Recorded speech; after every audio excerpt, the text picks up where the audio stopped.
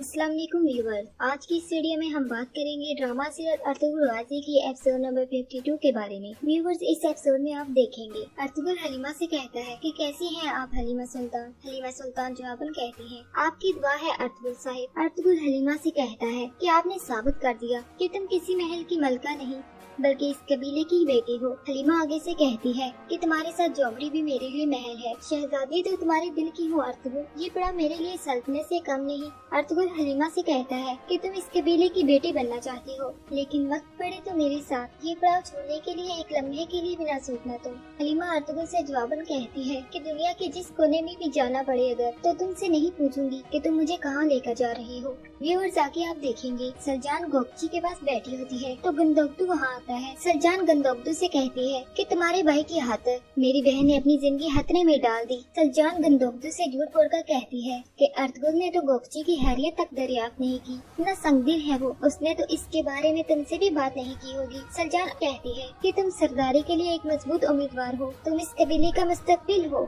सलजान अपने शोहर को उसकी वालदा के खिलाफ भड़काना शुरू कर देती है और कहती है कि तुम्हारी वालदा तुम्हारे भाई के कबीले में तुम्हारे लिए लड़की तलाश कर रही है ताकि तुम्हारी दूसरी शादी करवा सके। ये बात सुनकर गंदोगदू गुस्से में आ जाता है और गुस्से में शाह सुलेमान के पास जाता है। गंदोगदू शाह सुलेमान और हाइमा खातून से कहता है कि बाबा, अगर भाई की शादी गोकची के साथ ना हुई तो मेरा घर बर्बाद हो जाएगा। अम्मी तो यही चाहती है, लेकिन आप ऐसा ना होने दीजिएगा। गंदोगदू की वालदा गंदोगदू की ये बात सुनकर गुस्से में आ जाती है और अपने बेटे से कहती है कि गंदोगदू, ये तुम कैसी घटिया बात कर रहे हो, होश में रहकर बात करो। गंदोगदू अपनी वालदा से कहता है कि अम्मी, जब से सलजान की औलाद इस दुनिया से गई है, आप मामू के कबीले में मेरे लिए दूसरी लड़की तलाश कर रही हैं। वो बेचारी तो पहले ही दुख में है। अम्मी, खुदा के वास्ते उस पर थोड़ा तो रहम करें। मैं नहीं चाहता कि आपकी नफरत से मेरा घर बिखर जाए। इसके बाद गंदोगदू वहाँ से चला जाता है। आगे आप देखेंगे हाइमा खातून गुस्से में कालीन गाह आती हैं और वहाँ सारी औरतों से मुखातब होकर कहती हैं कि गोकची बेटी बीमार है, इसलिए कालीन गाह की जिम्मेदारी अब सलजान संभालेगी और सब लोग इसके हुक्म की तामीर करेंगे। सलजान हाइमा खातून से कहती है कि उम्मीद है हम मेरे किसी काम में दखल अंदाजी नहीं करेंगी अम्मी। हाइमा खातून सलजान से कहती है कि तुम 7 साल की थी तब से मैंने तुम्हें पाला है,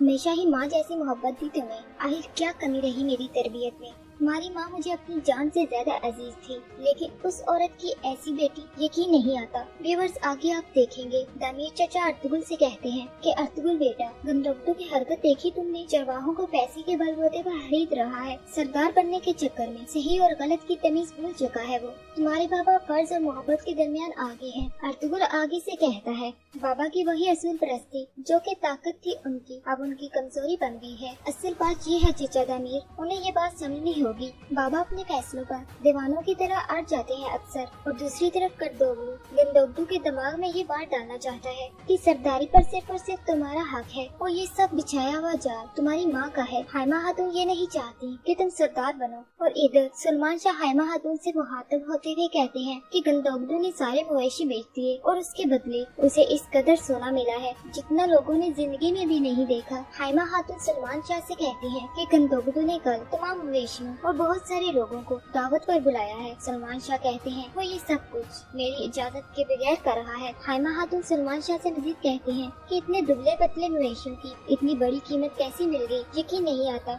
सुलेमान शाह जवाबन कहते हैं कि अब हमारे बच्चे हमें ये एहसास दिलाना चाहते हैं कि वो बड़े हो गए हैं। मैंने कहा था कि मुझे सरदारी छोड़ देनी चाहिए। दूसरी तरफ इज़्ज़ादौरा के जाने का भी वक्त आ जाता है और इधर हलीमा अर्तुगरुल से कहती है कि अर्तुगरुल, आप मेरे साथ आइए, मुझे आपको कुछ दिखाना है। और हलीमा इब्नुल अरबी का वो संदूक जो इब्नुल अरबी हलीमा के हवाले करके गए थे वो अर्तुगरुल को दिखाती है और कहती है कि इब्नुल अरबी ने कहा था कि इस संदूक की खबर मेरे और आपके अलावा किसी को नहीं होनी चाहिए। अर्तुगरुल हलीमा से पूछता है कि इब्नुल अरबी ने और कुछ कहा था। हलीमा कहती है बस उन्होंने यही कहा था कि इस संदूक को खोल कर न देखें और जब वो वापस आएंगे तो अपनी अमानत हमसे ले जाएंगे। हलीमा अर्तुगरुल से मजीद कहती है कि इज़्ज़ादौरा ने अपनी बातों में जिस अमानत का जिक्र किया